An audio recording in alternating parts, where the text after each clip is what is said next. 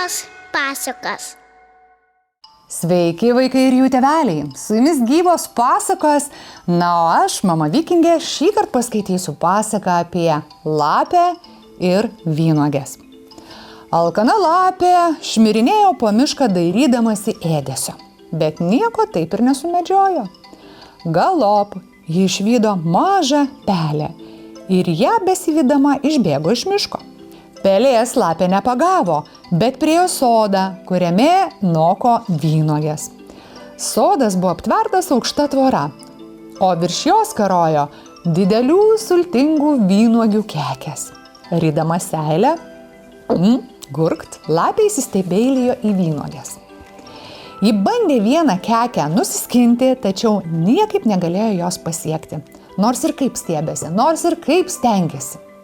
Tada gudruolė apsižvalgė į visas puses ir išvydo numestas kopėčias.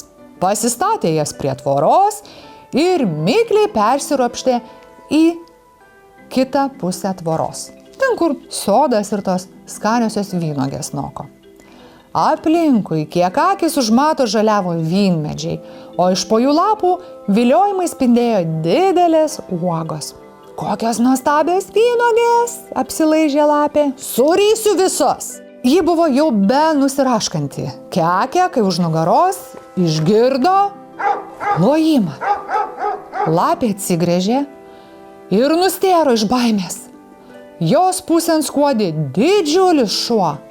Jis saugojo sodą nuo vagių ir ypač nekentė lapių.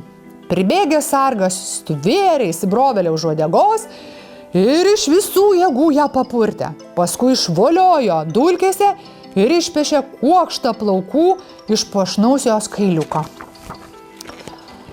Ko gero šuo lapę būtų taip ir sudraskęs, bet jam įkando blusa. Kol jis kasėsi, lapė tik tai strykt peršoko tvorą, net kopėčių nereikėjo. Sutaršyta, susivėlusi, ji nusipurtė nuo savo kailiuko visas dulkes, papureno puošnę uodegą, apsidairė, ar niekas nematė, ir tarė sau: taip ir maniau, kad vynuogės neprinokusios. Tiek pasakos šį kartą. Visiems tiems, kurie seka mūsų pasakoje, stebi mūsų įvaizdžius, noriu rekomenduoti prenumeruoti Gyvos pasakos kanalą YouTube platformoje ir sekti mūsų profilius socialiniuose tinkluose, pamėgti mus, komentuoti, galbūt siūlyti savo pasakas ir įvaizdžius, kuriuos norėtumėte, kad pakartotume arba norėtumėte apskritai pamatyti. Ačiū visiems buvusiems kartu ir iki kitų kartų.